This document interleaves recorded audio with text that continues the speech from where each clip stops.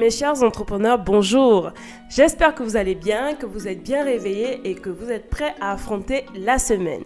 Comme vous le savez, on a rendez-vous chaque lundi matin à 6h30 dans votre podcast préféré, la matinale de l'entrepreneur. Donc, pour ceux qui ne me connaissent pas encore, je suis Lomi Guitou, coach en stratégie business et consultante en marketing digital. Donc, vous êtes sur La Diasponaise, la chaîne des entrepreneurs africains. Ici, je vous parle d'investissement au pays, je vous parle de marketing, de logistique, de management et de tous les sujets qui peuvent nous aider à trouver des idées business, les développer et les faire grandir. Mais en plus de cela, je vous donne rendez-vous chaque lundi matin pour vous parler de mindset et de bien-être, parce que c'est aussi important quand on est entrepreneur d'être bien dans sa peau, d'avoir le mental, le moral pour pouvoir affronter les challenges qui s'offrent à nous. Aujourd'hui, je vais vous parler d'un thème qui va très certainement vous intéresser et vous parler, c'est l'authenticité. Alors, ce deuxième épisode de podcast s'intitule « Soyez vous-même ». Lorsque l'on se lance dans un marché, on a de gros concurrents parfois. C'est très rare de rentrer dans un marché et de ne pas avoir de concurrents. Sauf si vraiment c'est un marché où la technologie est tellement importante que ça limite l'entrée de nouvelles personnes sur le marché. Donc souvent en tant qu'entrepreneur, on a tendance à faire du benchmarking. Et même c'est ce qu'on nous recommande. C'est pas mauvais, hein. Effectivement, c'est toujours bien de s'inspirer des meilleurs. De pouvoir retirer ce qu'ils font de mieux et aussi de pouvoir identifier ce qu'ils font mal et que vous pourrez améliorer. Et c'est ce qui sera votre avantage concurrentiel. Seulement, attention mes chers entrepreneurs, inspiration ne doit pas devenir imitation. Je répète, ce n'est pas parce que vous vous inspirez de vos concurrents que vous devez les imiter totalement. Le problème, c'est qu'à force de regarder ce que vos concurrents font, vous perdez en confiance et vous avez tendance à les imiter à la lettre. Et ce qui se passe, c'est que vous perdez en authenticité et parfois même en crédibilité auprès de vos clients, vos audiences et vos prospects. Ce qui se passe au niveau des prospects, c'est qu'ils vous voient comme une pâle copie, comme un clone du concurrent. Et donc, vous passez pour quelqu'un qui manque de personnalité, qui manque d'originalité et de créativité.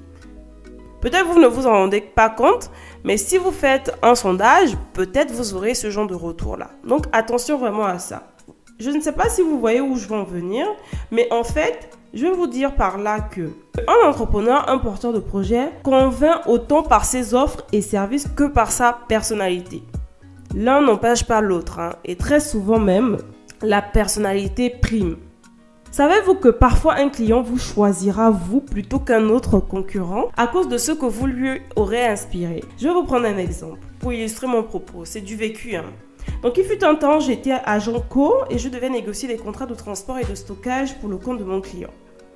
En pleine négociation, le prospect m'a clairement dit qu'il avait reçu des offres similaires à la mienne et beaucoup plus compétitives, c'est-à-dire que le prix était beaucoup plus alléchant ailleurs. Seulement, il m'a dit qu'il choisissait de travailler avec moi parce que je lui inspirais confiance et que je me suis montrée vraie, authentique, sans superflu, sans pouvoir rajouter des choses juste pour que le client signe. Vous avez compris? En fait, en affaires, il y a beaucoup de subjectivité qui intervient. Croyez-moi, la personnalité peut même être l'un des critères de sélection chez vos partenaires. Ce que je veux dire par là, c'est qu'ils vont vous choisir pour ce que vous représentez, pour votre personnalité, pour votre capacité à convaincre, pour votre dynamisme ou tout simplement pour les valeurs que vous incarnez. Donc, ne vous travestissez surtout pas pour ressembler aux autres. Soyez vous-même. Assumez-vous. Assumez vos prix. Assumez vos offres. C'est la seule manière, je le dis bien, d'attirer des clients qui voudront vraiment travailler avec vous. Ne cherchez pas à travailler avec tout le monde. Cherchez à travailler avec des gens qui croient en vous et qui voudront vraiment travailler avec vous. Vous n'en sortirez que gagnant, croyez-moi. Donc mes chers entrepreneurs, cette semaine, affirmez-vous auprès de vos clients. Vous verrez forcément la différence. C'est vous l'entrepreneur. Ne vous mettez pas dans la position de celui qui demande. Au contraire, vous offrez un service, vous aidez la personne à obtenir quelque chose à travers vos produits ou à travers votre service. Donc, assumez-vous. Dites à votre client que votre prix, c'est 50 €. Et parfois, même quand il va vous dire que j'ai trouvé mieux ailleurs, c'est pas souvent vrai. J'ai déjà vécu ce genre de cas. C'est pas souvent vrai. Il veut juste vous déstabiliser pour tirer le meilleur profit de vous. Donc, si quelque chose ne vous correspond pas, si quelque chose ne sied pas avec vos marges de manœuvre, vos marges de négociation, dites non et assumez vos produits, vos services, vos prix. Assumez qui vous êtes. Restez droit dans vos bottes. C'était le Mingitou, ce qui vous aide à écrire votre succès story à l'africaine. J'espère que cet épisode de podcast vous aura plu et que ça vous aidera vraiment cette semaine à mieux aborder vos négociations clients. Je vous souhaite de passer une bonne semaine et avant de partir, n'oubliez pas de lâcher un petit pouce si vous avez aimé ce podcast et de vous abonner à la chaîne. Surtout, n'oubliez pas de partager parce que ce podcast peut être une véritable source de motivation, un véritable boost d'énergie pour un entrepreneur de votre entourage. Je vous donne rendez-vous lundi prochain à 6h30 pour un nouvel épisode. Bonne semaine!